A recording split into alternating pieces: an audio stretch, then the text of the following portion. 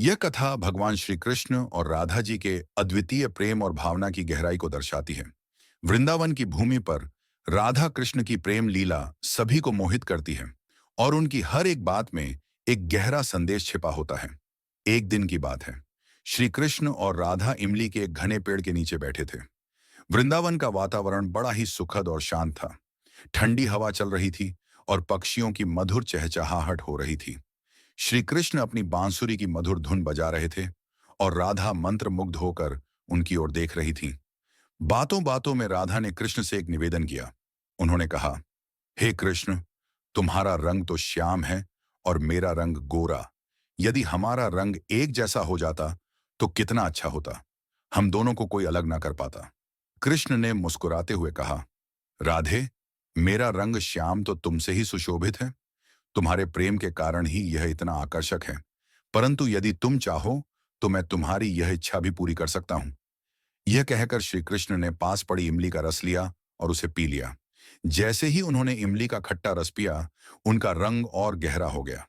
अब उनका रंग पहले से भी अधिक श्याम हो गया। यह देख राधा को अत्यंत पीड़ा हुई। उनकी आंखों में आंसू आ गए।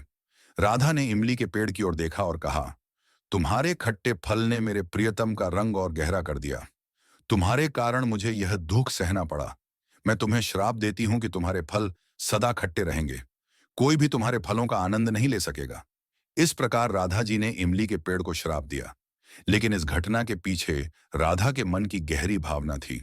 उनका यह दुख इस बात को दर्शाता है कि प्रेम में कभी कभी छोटी छोटी बातें भी गहरी छाप छोड़ जाती हैं। यह कथा हमें सिखाती है कि प्रेम में समर्पण के साथ साथ भावनाओं की कद्र करना भी आवश्यक है। राधा कृष्ण की यह कथा उनके अटूट प्रेम का प्रतीक है और इमली का पेड़ इस प्रेम कथा का मूक साक्षी बना हुआ है। वृंदावन में आज भी भक्त जब इमली के पेड़ को देखते हैं तो उन्हें राधा कृष्ण की यह अमर प्रेम कथा याद आती है। यह पेड़ न केवल उनकी कथा का हिस्सा है बल्कि उनके प्रेम का प्रतीक भी है। इस तरह यह घटना हमें यह भी सिखाती है कि हर रिश्ते में भावनाओं और संवेदनाओं का विशेष महत्व होता है। राधा और कृष्ण का प्रेम हमें यही संदेश देता है कि सच्चा प्रेम वह है जो एक दूसरे की भावनाओं को समझे और आदर दे। श्राप के बाद से इमली का पेड़ खट्टे फलों के लिए जाना जाने लगा, लेकिन भक्तों के लिए यह पेड़ राधा कृष्ण के प्रेम का प्रतीक बन गया। यह कहानी हमें प्रेम, भावनाओं और संवेदनाओं का महत्व समझाती है।